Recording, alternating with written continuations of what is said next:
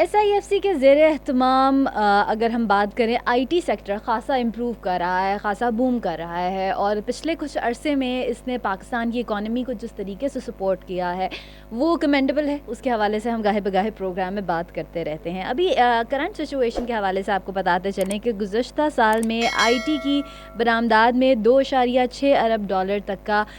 اضافہ ہوا ہے، اور اس کے ساتھ رواں سال یہ ایکسپیکٹ کیا جا رہا ہے کہ 3.5 ارب ڈالر کا جو ہدف ہے وہ بڑھنے کا امکان ہے. اس کے علاوہ اگلے کچھ آنے والے سالوں کے لیے 15 ارب ڈالر تک بڑھنے کا ہدف مقرر کیا گیا ہے، تاکہ اس بیریئر کو اچیو کیا جائے، اس لمٹ کو اچیو کیا جائے، اس گول کو اچیو کیا جائے، تاکہ ایک تو بہتر ریونیو بھی پاکستان میں جنریٹ ہو، اور اس کے ساتھ ساتھ جو مواقع ہیں ہمارے اسپائرنگ آئی ٹی پروفیشنلز کے لیے وہ بھی بڑھتے چلے جائیں. فی الحال کی جو سچویشن ہے اس میں مزید ایک پیش رفت یہ ہوئی ہے کہ 19 ارب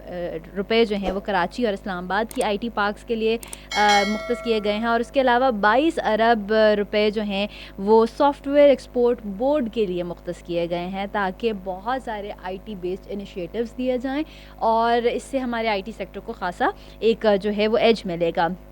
چیئرمین آئی ٹی انڈسٹری ایسوسی ایشن کا اس موقع پہ کہنا ہے کہ ایک تو ڈیجیٹل انفراسٹرکچر بہتر کرنے کی ضرورت ہے، اور پریویسلی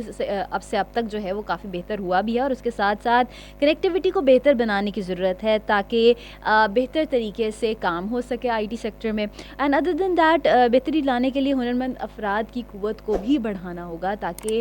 پاکستان بہتر طریقے سے ورک فورس جنریٹ کر سکے. ایس آئی ایف سی کے تعاون سے تیزی سے ترقی کا کام جاری و ساری ہے، اور اس تعاون سے ایس آئی ایف سی کے ایک ڈیفینیٹلی امپروومنٹ تو ضرور آئی ہے، and that is such a nice moment for Pakistan.